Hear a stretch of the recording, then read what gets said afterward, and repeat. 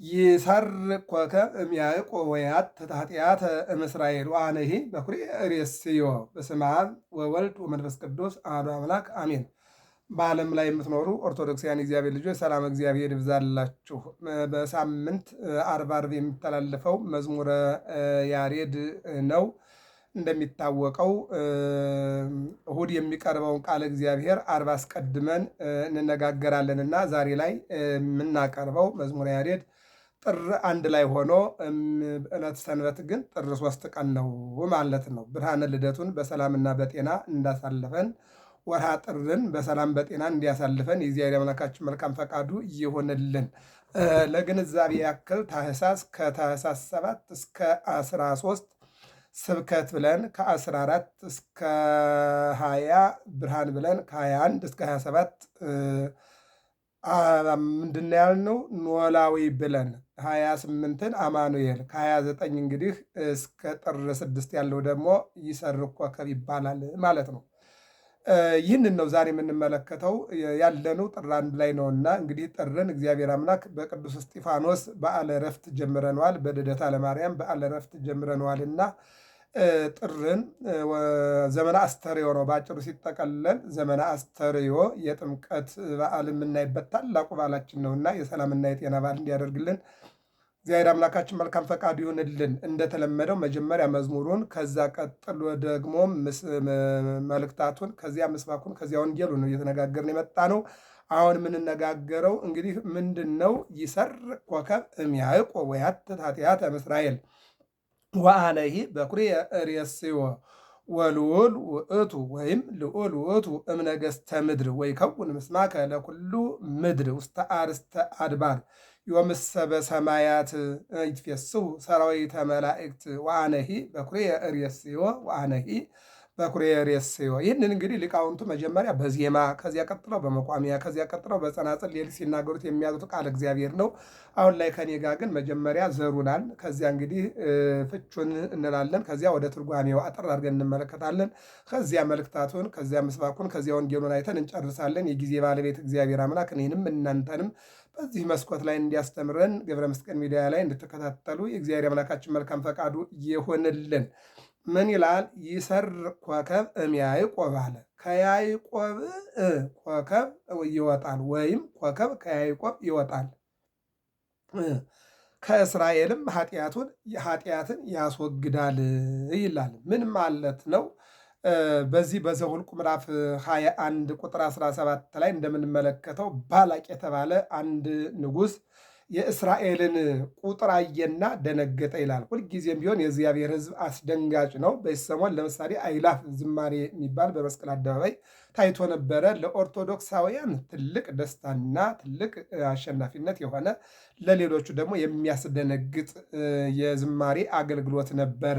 አሁን ጥምቀትም ይቀጥላል ገና እንደዚሁ ማለት ነው እና 600 ሺህ እስራኤላውያን እግዚአብሔር ከግብፅ አውጥቶ የኤርትራን ባህር አሻግሮ ወደ ሞዓብ ምድር ላይ ይዟቸው ሲገባ እግዚአብሔር በቸርነቱ ቅዱስ ሚካኤል እየመራ እንዲሁም ነቢዩ ሙሴ እያጽናና አሮን ኢያሱ እነዚህ ሁሉ እያበረታቱ ያሻገሩት ሕዝብ ነው እና ባላቅ በዚህ ሕዝብ ከግብፅ ወጥቶ እግዚአብሔርን አይቶ ከመከራ ወጥቶ ወደ ደስታ ቦታ መሻገሩ መልካም ነው ብሎ መቀበል ሲችል በቁጥራቸው በብዛታቸው አንደኛ ደነገጠ። በሌላ መልኩ ደግሞ የዚህ ሕዝብ አምላኩ እግዚአብሔር የሆነለት ሕዝብ እግዚአብሔር ያሻገረው እግዚአብሔር የሚጠብቀው እግዚአብሔር ከሰማይ መና ወርዶ የመገበው እግዚአብሔር ከጥንጫ ውሃ አፍልቆ ያጠጣው ሕዝብ እንደሆነ ያውቅ ስለነበረ ደነገጠ ይለናል። ማን የደነገጠው? ባላቅ። ደንግጦ ዝም አላለም፣ መፍትሄ ፈለገ ይለናል።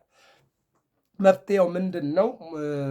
የሚገርመውና የሚደንቀው ነገር በለዓም የሚባል የረገመው የሚሞትለት ይህ ሰውዬ የረገመው የሚሞትለት የባረከው ደግሞ የሚባረክለት ታላቅ ሰው ነው እና ወደዚህ ሰው መፍትሄ ፍለጋ እንደሄደው የሚነግረን ምን አደረገ ነው የሚለው።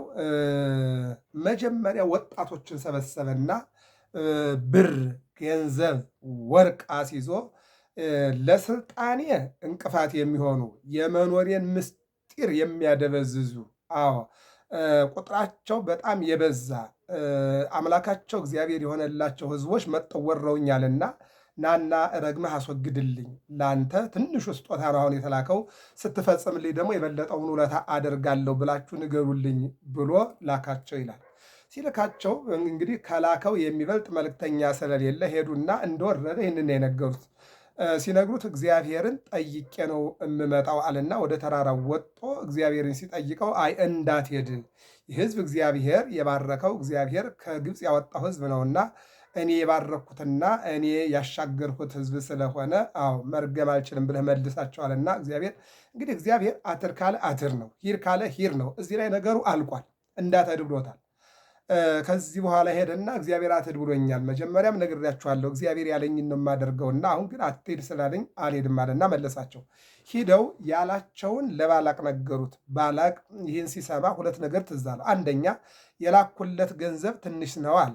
ሁለተኛ የላኳቸው መልእክተኞች ደግሞ ወጣቶች ናቸው። አሁን በገንዘብ ደረጃ ላይ የበለጠ ገንዘብ፣ በወርቅ ደረጃ ላይ የበለጠ ወርቅ፣ በሰው ደረጃ ላይ ደግሞ ሽማግሌዎችን ታላላቅ ሰዎችን አገር ያወቃቸውና ፀሐይ የሞቃቸው የሚያስፈሩ ግርማ ያላቸው አንደበተ ርቱዕ የሆኑ ሰዎች ልላካልና እንደ ሰው ሰውኛው ነው እንግዲህ ይህንን አደረገና ላከ ይላል። ለሁለተኛ እነዚህም ሄደው የነገሩት ነገር ቢኖር ንጉሱ አንተን ይፈልጋል እንድትረግምለት፣ ሀገሩ ተወሯልና ችግር ላይ ወድቋልና ስለዚህ ና ብሎሃል። ከቅድሙ የበለጠ ገንዘብ፣ ከቅድሙ የበለጠ ወርቅ፣ በሰው ደረጃም ደግሞ ቅድም የመጡት ወጣቶች ናቸው፣ አሁን ግን አረጋውያን ነን።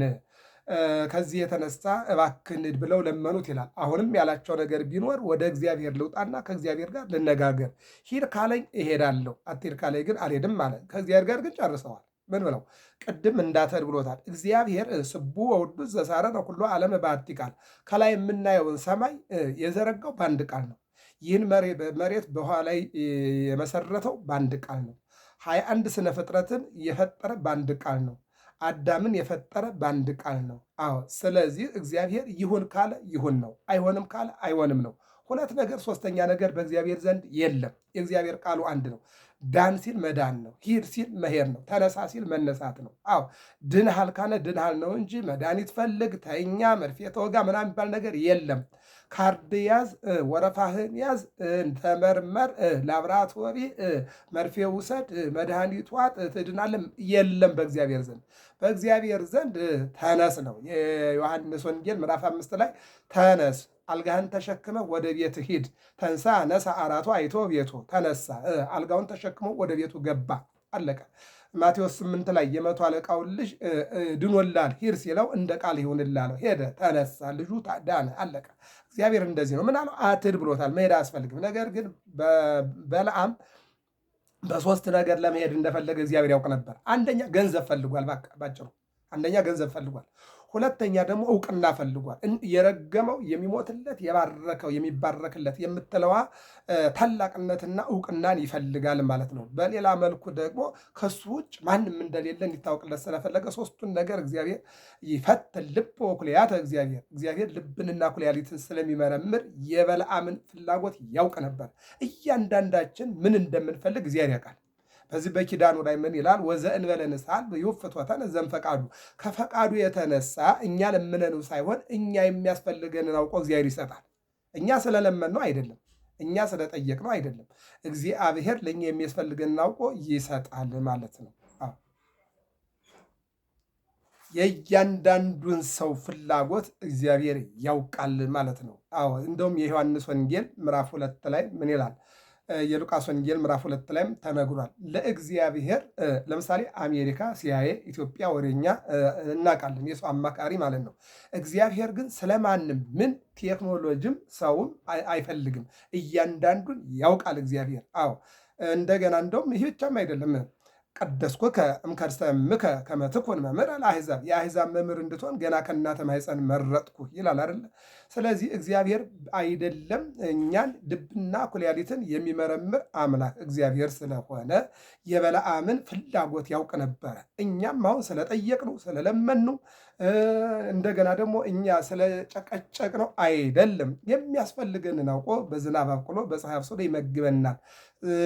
ለምሳሌ 4 መሰረታዊ ስጦታ የሚባሉ ነገሮች አሉ። ልብስ፣ መኖሪያ፣ መጠለያ፣ እንደገና ደግሞ ምግብ፣ እንደገና ኦክስጅን፣ አየር፣ እነዚህ 4 ነገሮች ለሰው እንደሚያስፈልጉ አውቆ እግዚአብሔር ያቀርባል። ራሱ እግዚአብሔር ይኸው ስለሆነ ልብስ ዘይተ አንመ ሸማኔ ያልሰራው ልብስ ያው የዓለም ልብስ የሆነው ወክዳን ዘይተፈትለ ጥበበኛ ያልመታው ቆርቆሮ የዓለሙ ክዳን እግዚአብሔር ነውና ማለት ነው። ውእቱ ኢየሱስ ክርስቶስ ኢየሱስ ክርስቶስ የዓለም ልብስ ነው ይላል። ማን? እግዚአብሔር ማለት ነው። እግዚአብሔር ይችን ዓለም መሰረቷ መሬት ጣራው ሰማይ አድርጎ ፈጥሮ በሰማይና በምድር መካከል የሚያኖረውን ሕዝብ የሚመግብ የሚያለብስና የሚያስብለት እግዚአብሔር ነው ማለት ነው። ስለዚህ የበለዓምን ችግር ያውቅ ነበረ። የሁላችንም ችግር እግዚአብሔር ያውቃል። ምናልባት እግዚአብሔር ዝም ብሎ ይመለከተናል። ጽናታችን፣ እምነታችን፣ መቅረባችን፣ መለመናችን እያየ እንጂ እግዚአብሔር በእኛ ላይ ያለውን ነገር እግዚአብሔር የማያውቀውና እግዚአብሔር መፍትሄ በእግዚአብሔር ዘንድ መፍትሄ የሌለው ነገር የለም። የለም። አሁን ለምሳሌ ኢትዮጵያ ላይ ዛሬ መገዳደሉ፣ መጨካከሉ፣ አንዱ አሳዳጅ ሌላኛው ተሰዳጅ፣ አንዱ ሌላው ተመልካች፣ አንዱ ረጋሚ አንዱ ተረጋሚ፣ እንዲህ ነገር እናያለን አይደል? አንዱ ሀብታም አንዱ ድሃ፣ አንዱ ባለስልጣን አንዱ ደግሞ ተራ ሆኖ እናያለን። የጊዜ ጉዳይ እንጂ ሁሉም እያንዳንዱ ጊዜውን አሳልፎ ይኖራል ማለት ነው። ስለዚህ ሄደው ለሁለተኛ ጊዜ ቢጠይቁትም እግዚአብሔርን ልጠይቅ አለ። እግዚአብሔርን ሲጠይቀው ምን አለው? ሂድ አለው። ለምን እንደሚፈልግ አውቆ ስለነበር ያውቃላ። ለምን እንደፈለገ እግዚአብሔር ስለሚያውቅ ሂድ አለው። አትሂድ ግን ብሎታል አለ። ቅድም አለቀ። አትሂድ ስላለው አሁን 50 ጊዜ ልሂድ ቢለው ሂድ ነው የሚለው እግዚአብሔር። ለምን? የመጀመሪያ ውሳኔው አትሂድ ብሎታል። አሁን ግን ሂድ ለምን አለው ለሚለው ጥያቄ እግዚአብሔር የበለዓምን ውስጡን ያውቅ ስለነበረ፣ ነገር ግን ውስጡን አውቋል። እንደማያገኝ ደግሞ እግዚአብሔር ያውቃል፣ ወስኗል። አይታችሁታል። ኢዮብን ለምሳሌ ሰይጣን እንዲፈትነው አደረገ አይደለ? ሰይጣን ልፈትነው አለ፣ ፈትነው አለ። ኢዮብ እንዲጸና እንዲበረታ የኢዮብን ልብ እግዚአብሔር አበረታ። የሰይጣንን ፈተና ደግሞ አበዛ። ግን ማን አሸነፈ? ኢዮብ ነው ያሸነፈው። ለምን? አሸናፊ እግዚአብሔር ስለሆነ ኢዮብን እንዲበረታና እንዲጸና ስላደረገው ማለት ነው። ይህንን የሚነግረንና ሄደና ሲያናገረው ሂድ አለው። ተነሳና ሄደ። እንደውም ምን ይነናል? እየሄደ እንዳለ የእግዚአብሔር መልአክ መንገድ ላይ እነሆ ምንድን ነው አህያይቱ እንዳትንቀሳቀስ አደረጋት ይላል። በዱላ ይመታታል። አህያውን በዱላ ይቀጥላል። መጨረሻ ላይ ግን ወደ ጥግ ተጠጋችና ቆመች። አሁንም እየደገመ 3-4 ጊዜ ደበደባት አህያውን ማለት ነው። አፋ ውጣ ማለት ነው። አህያዋ ምን አለችው? ለምን ደበደብክኝ? አንድም ለምን ትደበድበኛለህ?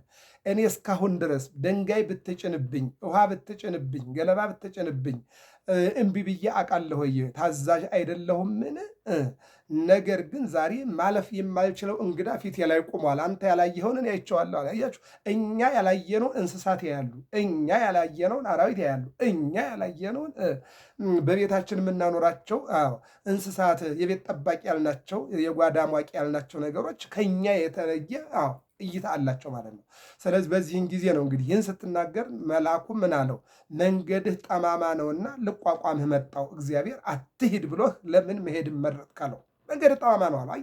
ስንት ሰዎች እኮ አለን መንገዳችን ጠማማ የሆነ ከፈቃድ እግዚአብሔር የወጣን፣ ከምክረ እግዚአብሔር የወጣን፣ ከሃይማኖት የወጣን፣ ከመንፈሳዊነት የወጣን፣ ከሰው መሆን ወጠን አውሪያዊ ባህሪ ይዘን የምንጓዝ በየመንገዱ ሰው እየታገተ ቆጥሮት የማያውቀውን ብር አምጣ እየተባለ ሕፃናት እየታገቱ የምናየው እኮ ይሄ የወጣ ከሰው ባህሪ እየወጣ ሰሎሞን ለዚህ ነው በአባቱ በዳዊት ዘንድ ምንድን ነው የተባለው? ልጅ ሆይ ሰው ሁን ያለው ዳዊት ሰሎሞን። ሰው መሆን ያስፈልጋል ማለት ነው። በዚህ ዘመን መሆን የሚያስፈልገው ሰው ነው። አውሬማ ሁሉ አውሬ ሆኗል፣ ሁሉ አውሬ ሆኗል። ስለዚህ ምን አለው? መንገድ ጠማማ ነው። ለምን? እግዚአብሔር አትሂድ እያለህ 3 ነገር ፈልገህ እንደምትሄድ እግዚአብሔር አውቋል አለ። ስልጣን ፈልገሃል፣ እንደገና እውቅና ፈልገሃል፣ እንደገና ሀብት ፈልገሃል፣ ማካበት ፈልገሃል፣ ወርቅ ፈልገሃል፣ በር ፈልገሃል፣ በባላቅ ዘንድ በንጉሱ ተወዳጅነት ፈልገሃል። ይህን እግዚአብሔር ያውቃል። መንገድ ጠማማ ነው፣ ልቋቋም መጣዋለሁ። ልመለስ አለ። አትመለስም፣ ሂድ። ነገር ግን እግዚአብሔር ያለህን ብቻ ታደርጋለህ። እግዚአብሔር ሂድ ያለውን እኔ ማስቀረት አልችልም። አያችሁት? እግዚአብሔር ሙት ካለህ መልአክ አያስቀርህም። እግዚአብሔር ዳን ካለህ ደግሞ ማንም እንዳትድን አያደርግህም። እግዚአብሔር ተራብ ካለህ ማንም አያበላህም፣ ማንም አያጠጣ ሊያሳጣህ ማንም አያለብስም። እግዚአብሔር ብላ ካለህ ደግሞ ማንም ሊያስረብህ፣ ማንም ሊያሳድድህ፣ ማንም ሊያስጠማህ አይችልም ማለት ነው። ስለዚህ ምን አለ እግዚአብሔር ሂድ ብሎ አሁንማ ፈቅዶልሃል። እግዚአብሔር ሂድ ያለህን እኔ ተመለስ ማለት አልችልም፣ ነገር ግን እግዚአብሔር ያለህን ብቻ ታደርጋለህ አለው ይለናል። ከዚህ በኋላ ሄዱ፣ ከባላቅ ጋር ተገናኙ፣ እርገምልኝ አለው። ምን ሆነ ማለት ነው? የሶስተኛ ነው ማለት ነው። መጀመሪያ በወጣቶች፣ ሁለተኛ በሽማግሌዎች፣ አሁን ደግሞ ፊት ለፊት ተገናኙ። ማንና ማን? ባላቅና በልዓም ተገናኙ። እርገምልኝ አለው። አሁን ባላቅ ያሰበው በልዓም እንደደረሰ በቃ እነዚያን 600 ሺህ እስራኤላውያንን እንደ ቅጠል እንዲያረግፍለት ነው የፈለገው። እንደ ክረምት አግቢ ቅጠል እንዲያረግለት መሬት ላይ ወይም ደግሞ እንደ ዓመት በዓል ሳር እንደደረቀ አሁን መሬት ላይ እንዲያደርቅለን የፈለገው ማለት ነው። ነገር ግን እንደዚህ አይደለም። አዎ ምን አለው? እግዚአብሔርን ወደ ተራራ ወጥቼ መስዋዕት አቅርብና መስዋዕት ሰውቼ አንድም አብረን ሰውተን እግዚአብሔር አድርግ ያለኝን ሁሉ አደርጋለሁ፣ እግዚአብሔር አታድርግ ያለኝ ግን አላደርግም አለ እና የእኛን ሕይወት እንየው እስቲ። አሁን በዘመናችን አንዱ አንዱን የሚገለው እግዚአብሔር ግደል እያለ ነው። ሕፃናቱን የሚያርደው እግዚአብሔር ረድ እያለ ነው። ቤት የሚያቃጥለው እግዚአብሔር አቃጥል እያለ ነው። አንዱ አንዱን የሚያሳድደው፣ አንዱ አንዱን ያለ ቤት ያስቀረው፣ አንዱ አንዱን ያለ ሀብት ያስቀረው፣ አንዱ አንዱን ለማኝ፣ አንዱ አንዱ በየድንኳኑ በየመንገዱ እንዲወድቅ ያደረግነው አሁን በየመንገዱ ላይ 3 መኪና 4 መኪና እየታገተ ሰዎች ግራ የሚጋቡት እግዚአብሔር ይህን አድርጉ እያለ ነው። መውጫና መግቢያ ያጣ ነው። እግዚአብሔር በቅባት ሰዎች እንዲኖሩ ብሎ ነው አይደለም። የሰዎች ባህሪ፣ የክፋት ባህሪ የሰይጣን ባህሪ ነው። ሰይጣን ነው ይህንን እያደረገ አንዱን አባራሪ፣ ሌላኛው ተባራሪ፣ አንዱ ገዳይ፣ ሌላኛው ተገዳይ፣ አንዱ አሳዳጅ፣ ሌላኛው ተሰዳጅ፣ አንዱ በይ፣ አንዱ ተመልካች፣ አንዱ ኗሪ፣ አንዱ አኗኗሪ ሁለን የምንኖረው የሰይጣን መልክተኛ ሆነን እንጂ እግዚአብሔር ይህን አያደርግም። አዎ ምን አለው? እግዚአብሔር ያለኝን ነው የማደርገው አለው። ለስንተኛ ጊዜ ነው? ይሄ ለሶስተኛ ጊዜ ነው። ቅድም ለወጣቶቹ ላከ፣ ያው እግዚአብሔር ያለኝን ነው አለ። ሽማግሌዎቹም ሄዱ፣ እግዚአብሔር ያለኝን ነው አለ። አሁን ደግሞ የመጨረሻው እሱ ምን አለው? እወጣለሁኝ፣ መስዋዕት አቀርባለሁ፣ እግዚአብሔር ያለኝን ሁሉ አደርግልሃለሁ፣ እግዚአብሔር ያላለኝን ግን አላደርግም አለው ነው የሚለው። ከዚህ በኋላ ተያይዘው ወጡ። ወዴት? ወደ ተራራው። ምን ሊያደርጉ ነው? መስዋዕት ሊሰዉ ነው። አሁን መስዋዕቱ ተሰዋ። ከዚህ በኋላ የእግዚአብሔር ፈቃድ ነው የሚታየውና የሚጠበቀው ማለት ነው። ባላቅን እግዚአብሔር ምን አለው? ምንም ያለው ነገር የለም። በለዓምንስ ምን አለው? በለዓምንማ እንዲህ አለው፣ መጀመሪያ እኮ እንዳትሄድ ብዬሃለሁ። ሁለተኛ የጠየቀኝ አንተ የምትፈልገውን ፍላጎትን ያውቃለሁ ስለማቅ፣ ሂድ አልኩህ እንጂ መጀመሪያ ያልኩ ግን አትሂድ ነው። ስለዚህ ይህ ሕዝብ ከግብፅ ምድር 600 ሺህ አድርጌ የኤርትራን ባህር ያሻገርኩት፣ ቢረበው መና ያወረድኩለት፣ ቢጠማው ጥንጫ ላይ ውሃ ያፈለግኩለት፣ ቀበቶው እንዳያልቅ ጫማው እንዳይበጠስ ፀሐይ እንዳይበረታበት በደመና እየጋረርኩኝ ያሻገርኩት ህዝብ ነው። የመረኩትና የባረኩት ህዝብ ነው። ይሄ እኮ ህዝብ የአብርሃም ህዝብ ነው። ይሄ እኮ ህዝብ እኮ የይስሐቅ ህዝብ ነው። ይሄ እኮ የያዕቆብ ህዝብ ነው። 70 ነፍሱን ወርዶ 600 ሺህ የደረሰ ህዝብ ነው። ይህን ህዝብ እንድትመርቀውና እንድትባርከው እንጂ እንድትረግመው ማንም ፈቃድ አይሰጥህም። ስለዚህ መርቃቸው ተመለስ አለው። አለቀ። ከዚያ ባላቅ ራሱ እየሰማ ይገርመኛል። አሁን ሰው አባት ለልጁ ከአንዱ ልጁ ሰውሮ ለአንዱ ልጁ ሊያደርግ ይችላል። እግዚአብሔር ግን ፊት ለፊት ነው የሚሰጠው። ምን አለ? ሚይሴኒ ተአይኒ ከእስራኤል፣ እስራኤል ሆይ ከተማህ እንዴት ያምራል! እስራኤል ሆይ ቁመትህ እንዴት ያምራል! እስራኤል ሆይ ምስጋና እንዴት ያምራል! እስራኤል ሆይ እግዚአብሔር አምላክህ የሆነልህ ህዝብ ታላቅ ህዝብ ነው፣ የተባረክህ ነህ አለ። ቀጠለ እግዚአብሔር የባረከህ ነህና የምትባረክ እንጂ የምትረገም አይደለህም አለ። ክብርና ምስጋና ለእግዚአብሔር። ዛሬ እናት ልጇን ብትረግም፣ አባት ልጁን ቢረግም፣ ሰውን ቢረግም ቁም ነገር የለውም። ምክንያቱም እንደውም ዝም ብሎ እርግማን ማስቀመጥ ወደ ራስ ነው የሚመጣው እንጂ ለማንም ጥቅም የለውም። ለምን? ከምንም ተነስቶ ሰው መራገም ጥሩ ስላይደለ ማለት ነው። እና እግዚአብሔር የባረከውን የቀደሰውን ህዝብ ማንም ተነስቶ ቢረግም ምንም አያመጣው፣ ምንም የሚሆን ነገር የለም ማለት ነው። እንደውም ነፋስ ሆኖ ነው የሚያልፈው። የዛፍ እንቅስቃሴ ሆኖ ነው የሚያልፈው። ይህንን ሲል ሰማ ባላቅ። እንዴ እርገምልኝ ብዬ ብጠራህ ብር መዝኜ ወርቅ መዝኜ ብጠራህ እንደገና ትመርቃለህ እንዴ? እንደገና ትባርካቸዋለህ እንዴ? አለና አኮረፈ ይላል። እንዴ እኔ እኮ መጀመሪያም ነግሬሃለሁ፣ እግዚአብሔር ያለኝን አደርጋለሁ፣ እግዚአብሔር ያላለኝን ግን አላደርግም፣ በፍጹም አላደርግም። አንድ ወርቅ አይደለም፣ አንድ ብር አይደለም፣ ሌላም ብትለኝ አይሆንም። እግዚአብሔር ያለውን ብቻ ነው የመኖር ምስጢር፣ ያንተም የመኖር ምስጢር በእግዚአብሔር እንጂ በእኔ በራሴ የምኖር አንተ በራሴ የምትኖር አይደለም። አየው፣ ይህንን ዓለም ሊያውቀው ያስፈልጋል።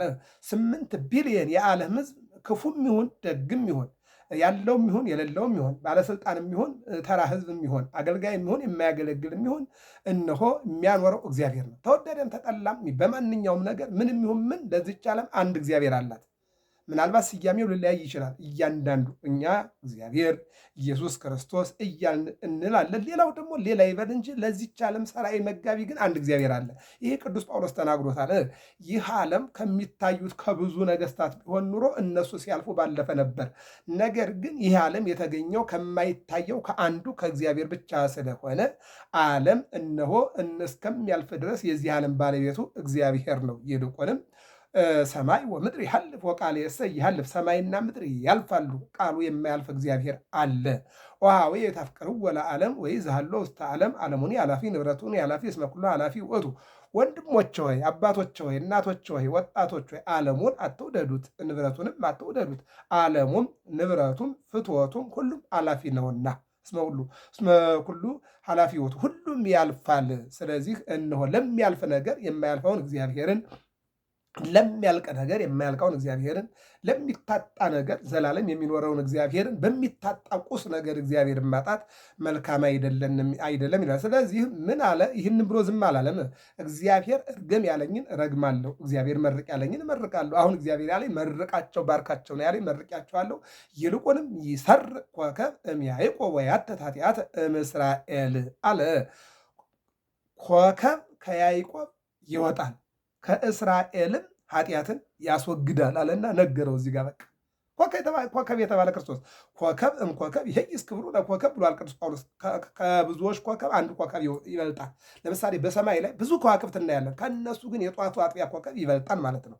9 ፕላኔቶች አሉ። ከ9ኙ አንዱ ፕላኔት ይበልጣል፣ 8ቱ ያንሳሉ ማለት ይህን ነው እንግዲህ። ስለዚህ የመላእክቱ የብርሃን አምላክ የጻድቃን የሰማዕታት የነቢያት የሕዝቡ ብርሃን የሆነ አምላክ እግዚአብሔር ለሕዝቡ ብርሃንን የሚያድል እግዚአብሔር ማለት ነው። ይህን ነው የሚነግረን። ኢሳይያስ 59 ቁጥር 20 ላይም የያዕቆብን ኃጢአት ያስወግዳል። በባህሪው ኃጢአትን የሚያስወግድ እግዚአብሔር ያስወግዳል። ከህዝቡ ሁሉ ኃጢአትን ያስወግዳል። መርገምን ያስወግዳል። ሕይወትን ይሰጣል። ረሃብና ጽምን፣ መከራን፣ ስደትን ያስወግዶ እረፍትን የሚሰጥ እግዚአብሔር ነው ይላል። እንደገና ደግሞ ሮሜ 11:26 ላይ ይህንኑ ይደግማል። ኃጢአትን ምንድን ነው? በመስቀል ላይ ተሰቅሎ በአንዱ በአዳም ምክንያት ኃጢአት ቢመጣ በሁለተኛው አዳም በመድኃኔዓለም ኃጢአት ተወግዷል ይላል። ምንድን ነው የሚለው? ይሄ አንደኛ ዮሐንስ 1 ላይ ስንመለክ ወደሙ ለኢየሱስ ክርስቶስ ያነጽሐንም ኩሉ ኃጣውእ ይላል።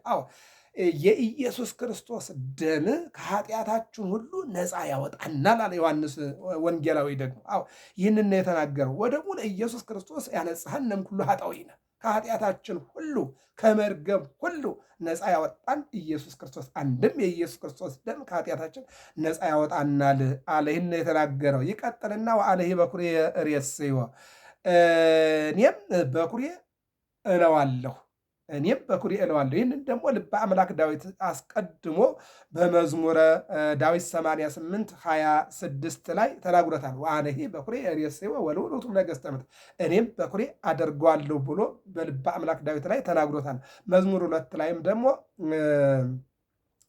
እግዚአብሔር ይቤለኒ ወልዴ አንተ ወአነ ዮም ወለድኩከ ሰአልምኔ ውበከ አሕዛበ ለርስትከ ይላል። ምንድን ነው? እግዚአብሔር አለኝ ዛሬ ወልጄሃለሁ ይልቁንም የአሕዛብ ገዥ ትሆናለህ ብሎኛል እያለ ምስሌከ ቀዳማይ በዕለተ ኃይል በብርሃኖሙ ለቅዱሳን ወለድኩከ እምከርስ ቅድመ ኮከበ ጽባሕ።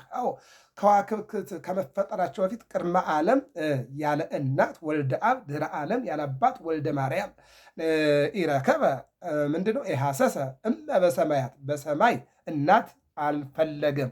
ወይ ረከበ አበ በዲበ ምድር፣ በምድርም አባት አላገኝም። ቅድመ ዓለም ያለ እናት ወልደ አብ፣ ድኅረ ዓለም ያለ አባት ወልደ ማርያም የተባለ ነው የሚለውን ይገልጣል። እኔም በኩሬ አደርገዋለሁኛልና ልዑል ውእቱ እምነገሥተ ምድር ይለናል። ምንድን ነው? ከምድር ከፍ ከፍ ይላል። ለዚህ ነው ባለፈረሶች በፈረሳቸው፣ ባለሰረገላዎች በሰረገላቸው፣ ባለጦረኞች በጦራቸው ይመካሉ፣ እኛ ግን ከፍ ከፍ ባደረገን በእግዚአብሔር እንመካለን አለ። ዘሰለ ይትመካ በእግዚአብሔር አለች ሐና። ደግሞ የሚመካ ቢኖር በእግዚአብሔር ይመካ አለ። ቅዱስ ጳውሎስ ደግሞ ቆሮንቶስ 1 ላይ ምን ይላል? መመኪያ ካስፈለገ እግዚአብሔር ነው መመኪያ አለ። ቀጠለ ገላትያ 6:16 ላይ ደግሞ ምን አለ? እኔ ግን የምመካው በክርስቶስ መስቀል ነው አለ። ክብርና ምስጋና ለመድኃኒዓለም ይሁን። ይህንን ነው የሚነግረን። ምን አለ? ልዑል ውእቱ እምነገሥተ ምድር፣ ከምድር ከፍ ከፍ ይላል። ከማን? ከምድር ነገሥታት። የምድር ነገሥታት ያው እንደሚታወቀው ይኖራሉ፣ ያልፋሉ። ያልነበሩበት ዘመን አለ፣ ያሉበት ዘመን አለ፣ የማይኖሩበት ዘመን አለ። እግዚአብሔር ግን ራእይ 19 ላይ የነገስታት ንጉሥ፣ የአማልክት አምላክ፣ የጌቶች ጌታ እግዚአብሔር ይባላል ማለት ነው። ይህንን ነው እንግዲህ የሚናገረው ማለት ነው። ይቀጥልና ወይ ከውን ምስማከ ለኩሉ ምድር። አዎ በምድር ውስጥ በተራሮች ላይ መጠጊያ ይሆናል። ምስማክ ማለት መጠጊያ ይሆናል። ከእግዚአብሔሮች መጠጊያ ማን አለ? ዛሬ በሀገራችን በኢትዮጵያ ትልቁ ነገር ከተባለ ስደት ነው አይደለ? የተሰደደ ሁሉ መጠጊያው ማን የሆነ? እግዚአብሔር ነው። ሰው ሰውን ያስጠጋል? ዛሬ አያስጠጋም። ለማሳደር እንኳን ኪራይ ከፍሎ ዋጋ ከፍሎ ለማደር እንኳን መታወቂያ ከሌለው ማን ያስገባል? የመጣበት ካልታወቀ መረጃ ክፍል ከሌለው ማን ከቤቱ ማን ከአልጋው ማን ከቤርጎ ያሳድራል? የለም። ነገር ግን ምን አለ ዕንባቆም እንደተናገረው እግዚአብሔር መልካም ነው፣ በመከራ ቀንም መሸሸጊያ ነው፣ መጠጊያ ነው አለ። ጽዮን ማለት አምባ መጠጊያ ማለት ነው። እግዚአብሔር ማለት ደግሞ መሸሸጊያ፣ መጠጊያ፣ ማምለጫ ነው እግዚአብሔር ማለት። አዎ ማምለጫ ነው እግዚአብሔር። ከምን? ከሞት፣ ከምን? ከመከራ፣ ከኃጢአት ማምለጫችን እግዚአብሔር ነው። ወይ ከውኑስ ማእከለ ኩሉ ምድር ያለው ይህንን ነው። በምድር ውስጥ በተራሮች ላይ መጠጊያ ይሆናል። አየው ዳዊት ከሳኦል ጋር በተጣላ ጊዜ መጠጊያው ማን ነበር? እግዚአብሔር ነው። ያዕቆብ ከወንድሙ ጋር በተጣላ ጊዜ ከኤሳው ጋር መጠጊያው ማን ነው? እግዚአብሔር ነው። አብርሃም ከአምስቱ ኮሎዶ ጎሞራውያን ነገስታት ጋር በተጣላ ጊዜ አሸናፊ ማን ነው? እግዚአብሔር ነው። ኃይልን ጽናትን የሰጠው ማለት ነው። ስለዚህ እግዚአብሔር መጠጊያ ነው። ውስተ አርስተ አድባር ዮም ምስ በሰማያት ይትፌስሑ ሰራዊተ መላእክት ዋነሂ በኩሬ ሬስዮ ዋነሂ በኩሬ ሬስዮ ይላል። ዛሬስ የሰማይ መላእክት ወይም ሰራዊት ደስ ይላቸዋል፣ እኔም በኩሬ አደርገዋለሁ እኔም በኩሬ አድርገዋለሁኝ አለና ይናገራል። ስለዚህ ከድንግል ማርያም በቤተልሔም በከብቶች ግርግም የተወለደው የዓለሙ መድኃኒት ኃጢአትን የሚያስወግድ ዮሐንስ መጥምቅን ጠይቁት። የዮሐንስ ወንጌል ምዕራፍ 1 ቁጥር 22 ላይ ነዋ በግዑ ለእግዚአብሔር ዘያትት ኃጢአት ዓለም፣ እነሆ የዓለምን ኃጢአት የሚያስወግድ እውነተኛው በግ አለ። አዎ እውነተኛው በግ ይሄ ነው፣ የዓለሙን ኃጢአት የሚያስወግድ። አዎ ስለዚህ ከኔ በፊት የነበረ ነገር ግን ከኔ በኋላ የመጣ እኔ የጫማውን ማሰሪያ መፍታት የማልችል እኔ ስለ ብርሃን እመሰክራለሁ፣ እኔ ብርሃን አይደለሁም፣ ብርሃን የሆነ እግዚአብሔር ይመጣል፣ የዓለም አዳኝ፣ እኔ ለንስሐ አጠምቃችኋለሁ፣ እሱ ግን አዎ ለኃጢአት ስርየት አዎ ይቅር ሌላችሁ ያጠምቃችኋል ብሎ የመሰከረለት እግዚአብሔር በለዓም ኮከብ ብሎ እንደሚመጣ ተናገረለት። ሌላው ሁለተኛው ኮከብ የተባለ ደግሞ ዠርድሸት የሚባል ፈላስፋ ነበር እና የጥበብ ሰዎች መካከል ይሄ ነው። ደግሞ በለዓምም ያው የጥበብ ሰው ይልቅንም የመርገም ሰው ነው። ይሄ ዠርድሸት ደግሞ መቀመቃት አየራት ሙፃ ፀሐይ የሚመራመር ሰው ነው እና ቀን በፀሐይ ላይ ውሃው አካባቢ ሆነና የፀሐይን ክበብ ውሃ ላይ ተመለከተ። አሁን ውሃ አካባቢ ላይ ሆነን ወደ ፀሐይ ቀና ብለን ፀሐይን ከምናይ ውሃ ላይ ያለ የፀሐይን ጥላ ብንመለከት ይቀርበናል፣ ተኮር ብለን ማየት እንችላለን። ወደ ፀሐይ ግን ስንመለከት አይናችን ይወጋናል ማለት ነው። ስለዚህ ወደ ውሃው ላይ ያለ የፀሐይ ብርሃንና የፀሐይ ምንድን ነው? ጥላዋ ነው ያለው። ፀሐይ ግን ከላይ ነው ያለችው። ነገር ግን ውሃው ላይ ይታያል ጥላዋ ማለት ነው። እና ሲመለከት ጠጋ አለና ፀሐይ ላይ ቅርጽ አለ። እየተጠጋ ሲሄድ ፀሐይ ላይ ያለው ቅርጽ ኮከብ ይመስላል። ከኮከቡ ላይ ደግሞ እመቤታችን ቅድስት ድንግል ማርያም ልጇን ታቅፋ ያያታል። አየና ዝም አላለም። ቅርፊት ቀረፋና ስዕሎ ቀርጾ አስቀመጠና ለልጆቹ ኮከብ ይወጣል በምስራቅ፣ ያንን ኮከብ ተከትላችሁ ሂዳችሁ አለ። ለልጆቹ እኮ ነው። ምን አላቸው? እነሆ ወርቅ ለመንግስቱ፣ ዕጣን ለክህነቱ፣ ከርቤ ለሞቱ ሰግዳችሁ አማሰጣችሁ ተባረኩ ብሏቸው እሱ ግን አረፈ ነው የሚለው። አየው እኛ ባለንበት ዘመን አባት ለልጁ በባንክ ያለ ብር ወይም መኪናውን ወይም ገንዘቡን እንደዚህ ነው ተናዞ የሚሞተው እንጂ እንዲህ አይነት ገዳም ጀምሬያለሁና እንዲህ አይነት ቤተክርስቲያን ጀምሬያለሁና በጀመርኩት ቁርባን ቀጥል ብሎ ልጁን በሃይማኖት የሚያስቀጥል አባት የለም በዚህ ዘመን። ጀርድሸት ግን ይህን ነገራቸው። ያ ወቅት ደረሰ። አውግስጦስ ቄሳር በነገሰ ጊዜ ህዝቡ እንዲቆጠር አዞ እመቤታችን ድንግል ማርያም ከዮሴፍ ጋር ልትቆጠር ስትሄድ የመውለጃ ሰዓቷ ደረሰና በቤተልሔም ልጇን ወለደችው። ይህንን በዚህን ጊዜ ኮከብ ወጣ ማለት ነው። እንግዲህ ኮከብ ወጣ። ጉዟቸውን ጀመሩ። ስንት ዓመት? 2 ዓመት ሙሉ ተጓዙ። 2 ዓመት ተጉዘው በ2 ዓመታቸው ህፃኑን ኮከብ እየመራቸው በሚያውቁት ኮከብ ቀጣሪዎች ነበሩና በሚያውቁት ኮከብ እየመራቸው። የሚገርመው ነገር ኮከቡ 2 አይነት እንትን ነበረው ይላል፣ አሃዝ ነበረው። ምንድነው? አንድ ጊዜ ኮከብ ክንፍ ያለው መልአክ ሆኖ ይታያቸዋል። አንድ ጊዜ ደግሞ ልጇን ታቅፋ የምታጠባ ሴት ሆኖ ይታያቸዋል። በአጭሩ ግን ከሰው ሲደርሱ ይሰወራቸዋል፣ ብቻቸውን ሲሆኑ ይመራቸዋል። ከሄሮድስ ሲደርሱ ተሰወራቸው፣ ከሄሮድስ አልፈው ሲሄዱ ተገለጠላቸው። ሄሮድስ ባያቸው ጊዜ ደነገጠ። ወዴት ትሄዳላችሁ አላቸው። ነዋ ተወልደ ንጉሠ እስራኤል፣ የእስራኤል አምላክ ተወልዷል። አንድም የአይሁድ ምንድነው ስም ላዕላዊ፣ ስም ታሕታዊ፣ ስም ማዕከላዊ አምላክ ተወለደ እያሉ አልመጡም። ሕፃን ተወለደ እያሉ አልመጡም። አምላክ ተወለደ እያሉ ቢመጡ ማን ይሰማቸዋል? አይወለድም ነዋ የሚባለው። ሕፃን ተወለደ እንዳይሉ እልፍ ሕፃናት በሚወለዱበት ዓለም ላይ አንድ ሕፃን ተወለደ እያሉ ቢመጡ ማን ይሰማቸዋል? የተወለደው የአይሁድ ንጉሥ ወዴት ነው እያሉ። ይሄ ነው እንግዲህ የሄሮድስን አደባባይ ወይም ከተማ ያናወፀው ቃል ይህ ነው። የተወለደው የአይሁድ ንጉሥ ወዴት ነው እያሉ መጡ ይላል። ከዚህ በኋላ ሄሮድስ አገኛቸው፣ ነገሩት። አዎ ሂዳችሁ ሰጣችሁ፣ ሰግዳችሁ ተመለሱ፣ እኔም እጄ ክብር ሰጠዋለሁ አለ። ለእሱ አልተፈቀደለትም። እነሱ ግን ሄዱና ሰገዱ።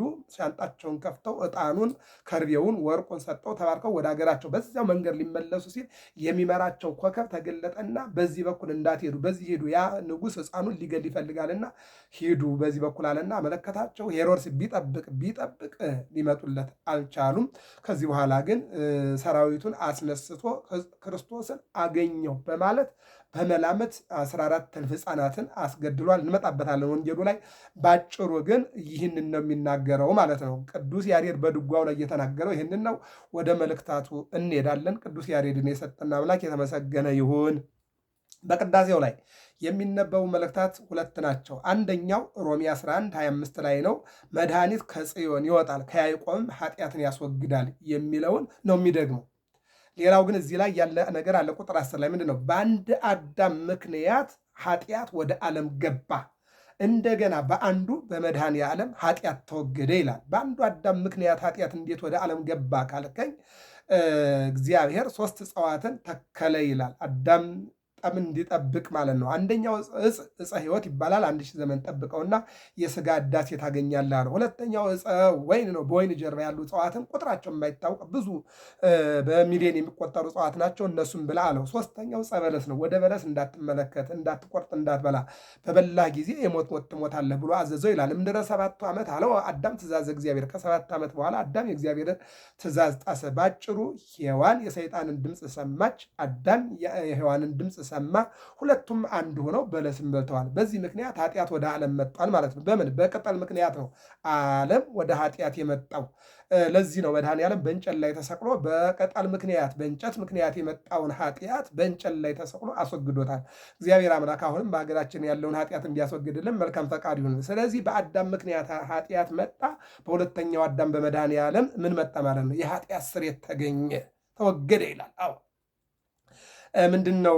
ዘመንቲሃ ለቤተ ክርስቲያን ተጸፋይከ በውስተ አውድ ከመ ትቀድስ ዛልበ ደምከ ክቡር ዘመንቲሃ ዝጋታ ተሟቀት ተጾረ ወታገሰ መራቀ ርኩሰ እንዘ አልቦ ዘአበሰ አምላክ ዲበ ዕፀ መስቀል ተሰቅላ። ለቤተ ክርስቲያን ስትል አንድም ምእመናን ስትል እነሆ አምላክ በመስቀል ላይ ተሰቀለ፣ የበደለው ሳይኖር እነሆ ምራቅ ተፉበት፣ ይልቁንም ደግሞ በመስቀል ላይ ተሰቅሎ ዓለሙን አዳነ ብሎ ቅዱስ ያሬድ በድጓው ላይ ተናግሮታልና የመጀመሪያው ዲያቆን የሚያነበው ይሄ ነው። ሁለተኛው ዮሐንስ አንደኛ ዮሐንስ ምዕራፍ 4 ቁጥር 1 ላይ ኢየሱስ ክርስቶስ በሥጋ እንደመጣ የሚታመን መንፈስ ሁሉ ከእግዚአብሔር ነው ይላል። ኢየሱስ ክርስቶስ አዎ ለቢሶ ሥጋ ማርያም አዎ የድንግል ማርያምን ሥጋ እንደለበሰ የሚታመን መንፈስ ከእግዚአብሔር ነው።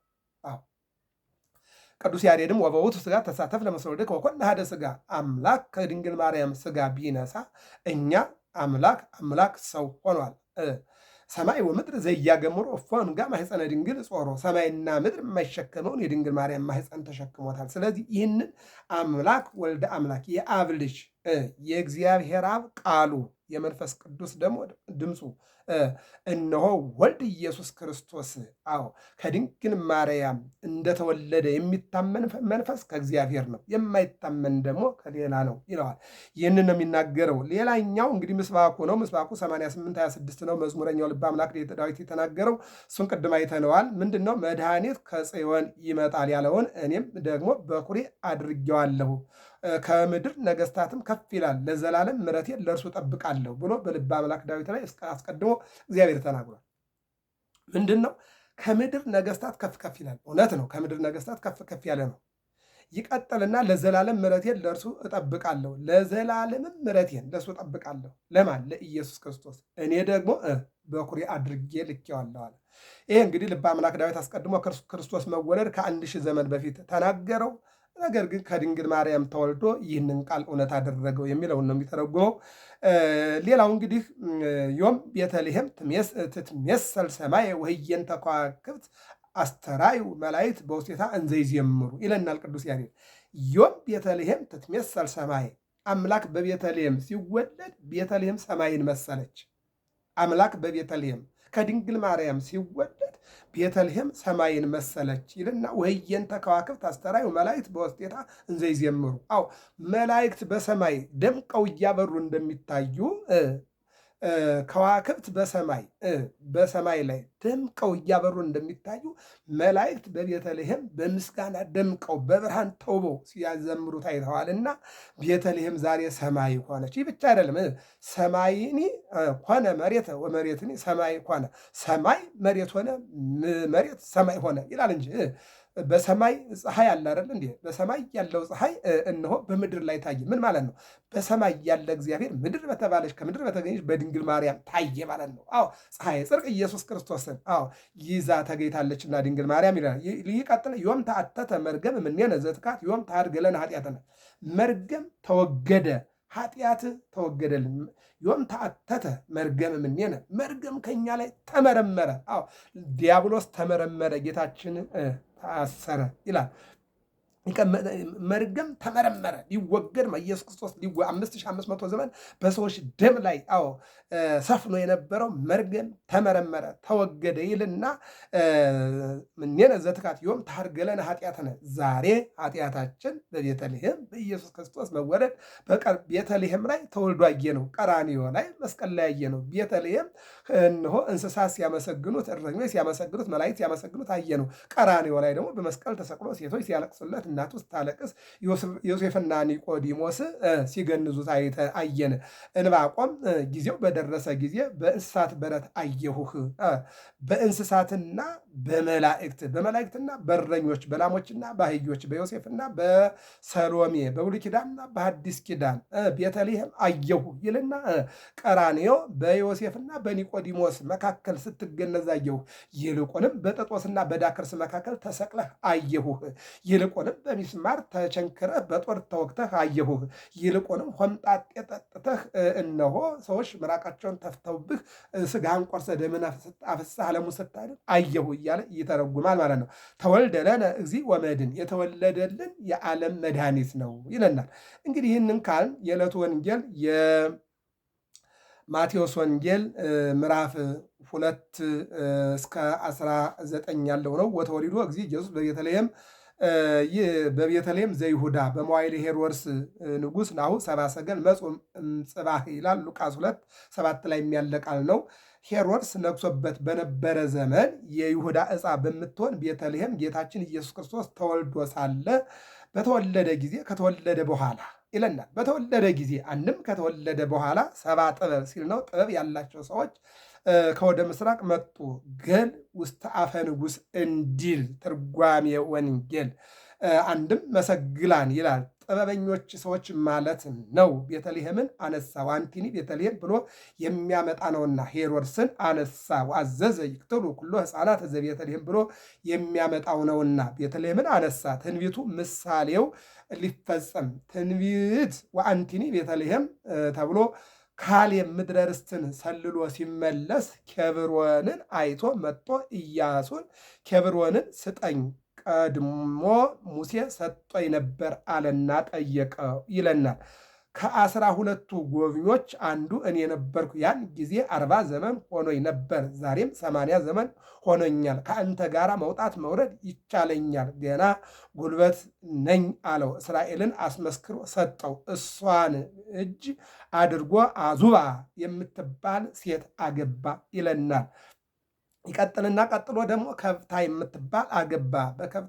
ከብታ ትባላለች። ቀጥሎ ኤፍራታ የምትባል አገባ። ኤፍራታ ትባላለች። ከሷ ወንድ ልጅ ወለደ። በዚያ ወራት እንጀራ ገባለት፣ ወደ ቤቱ ሀብት ገባለት፣ በረከት ገባለትና ስሙንም ልሄም አለው። ልሄም ማለት ህብስት ማለት ነው። አምጽኡ ልሄሞሙ እንዲል ህብስቶሙ ሲል ነው። በልሄም ቤተልሔም ተብላለች። ከብታ ማለት ቤተ ስብሐት ማለት ነው። ቤት የእመቤታችን ስብሐት የጌታችን ምሳሌ። ኤፍራታ ማለት ጸዋሪተ ፍሬ ማለት ነው። ጸዋሪት የእመቤታችን ፍሬ የጌታችን ምሳሌ። ቤተልሔም ማለት ቤተ ህብስት ማለት ነው። ቤት የእመቤታችን፣ ልሔም የጌታችን ምሳሌ። ሄሮድስን አነሳ። ዘመን ትውልድ የሚቆጠር በንጉሥ ስለሆነ እነሆ ሄሮድስን ዘመን የሚቆጠረው አንድ በነገሰ በሰማያዊ ንጉሥ በመድኃኔ ዓለም በምድራዊ ንጉሥ ዘመን ይቆጠራል። እስክንድር የሚባል ንጉሥ ነበረ። እስክንድሪያ የምትባል ሴት አግብቶ አትሮቦሎስ ህርቃሎስ ይወለዳል። በሚሞትበት ጊዜ ለሚስቱ ታናሹን አንግሺ፣ ታላቁን ካህን አድርገሽ ኑሪ አላት። አድልቶ አይደለም ታናሹ ህርቃሎስ ብለህ ነው ሰው ማሳደር ያውቃል ብሎ ነው እንጂ እንደነገራት አድርጋ ስትኖር ሄሮድስ ወልደ ሃንዶፌር ይለዋል። የእስራኤል መንግስት በማናቸው ምክንያት ይፈላልገው ነበርና ከታላቁ ከአትሮቦሎስ ይልክበታል። ታላቅ ሳለህ ታናሽ፣ አዋቂ ሳለህ አላዋቂ ያነገሱብህ በምን ምክንያት ነው? ጦርም አንሶህ እንደሆነ ከኔ ወስደህ እሱን ገለህ ንገስ አለው። እሱ እውነት መስሎት ጦር ተቀብሎ መጥቶ ወንድሙን ገሎ ነገሰ። ከዚህ በኋላ ነው እንግዲህ የአርስጦሎስ የሚባል ልጅ ነበረው። በጥበብም ቢሉ ተዋግቶም ቢሉ ያጎቱን ጆሮ ቆርጠው እስራኤል አካሉ የጎደለ አያነግሱም ነበርና መንግስት በመከላከል ሳለ እህታቸው ማርያ ትባላለች። እሷን አግብቶ ነገሰ። ምንም እሱ በጥበብ በተንኮል የነገስኩ ቢመስለው መንግስት ከቤተ ይሁዳ አልመጣም የሚለውን ይነግር ዘንድ እይጠፍ ምስፍና ወምልክና እማባሉ ለይሁዳ እስከ አመ ይረክብ ዘጽኑ ሎቱ ተብሎ የተነገረ ትንቢት እንደተፈጸመ ለማጠየቅ በላዩ ላይ ሰማያዊ ንጉሥ ተወለደ ለማለት ሄሮድስን አነሳ ይለናል። በሱ ላይ ነው የተወለደው። እንግዲህ በዚህን ጊዜ ነው እንግዲህ ነገሥተ ተርሴስ ወደ ስታያት አምሃ ያበው ነገሥተ ሳባ ወዓረብ ጋዳይ አመጽኡ እያሉ ሲጸልዩ ይሰሙ ነበርና ይህን ይዘው መጠዋል ይላል። በዚህን ጊዜ እነሆ አምላክ ተወለደ። አምላክ ሲወለድ ሰብአ ሰገል ትንቢት የተነገረላቸው ሰው የተቆጠረላቸው መጡ። አምላክን ፍለጋ ቅድም ተርጉመነዋል። መጠው አገኙት፣ ስጦታቸውን ሰጠው ተመለሱ። በዚህን ጊዜ ነው ወበጽሑ ውስተ ኢየሩሳሌም እንዘ ይብሉ አይቴ ሀሎ ዘተወልደ ንጉሠ አይሁድ፣ የተወለደው የአይሁድ ንጉሥ ወዴት ነው እያሉ ኢየሩሳሌም ደረሱ ይላል። ምን ነው ኮከቡ ይመራቸው አልነበረምን ቢሉ ከሰው ሲደርሱ ይሰወራቸው ነበረ። ይህን ቅድም ተነጋግረነዋል። እየተሰወራቸው ነገር ግን ቢሰወራቸውም እነሆ የሚደርሱበት ቦታ እንዲያደርሳቸው በዘጸአት ምዕራፍ 23 ቁጥር 20 ላይ እንዲህ ይላል፣ እነሆ መላኬን በፊትህ እልካለሁ ወዳዘጋጀሁበትን ቦታ ያደርሳል። እንዳታሳዝኑት ተጠንቀቁ። አዎ እንዳታሳዝነው ተጠንቀቅ፣ እንዳታሳዝኑ ተጠንቀቁ። ስሜ በእርሱ ላይ ነውና ብታሳዝኑት ይቅር አይላችሁም የሚል አምላካዊ ቃል ተቀምጧልና መላእክት የሰው ልጆች ካሰቡት ሳይሆን እግዚአብሔር ካሰበው ቦታ ላይ ሰዎችን የማድረስ የመታዘዝ አቅም አላቸው። እንደሚናገር ወሰሚዮ ሄሮድስ ንጉሥ ደንገጸ ወታውክ፣ ያው ቅድም ተነጋግረዋል። ሰማ፣ ደነገጠ። ሕፃናትን አሰብስቦ 2 ዓመት የሞላቸውን 1 ዓመት የሞላቸውን መንፈቅ የሆናቸውን ሳምንት የሆናቸውንም አሰብስቦ ይላል። ይህ እነሆ እንዲገደሉ አዘዘ ነው የሚለው። ይህን የሚያደረገ የሕዝቡን ጸሐፍትና ሊቃነ ካህናትን ሰበሰባቸው።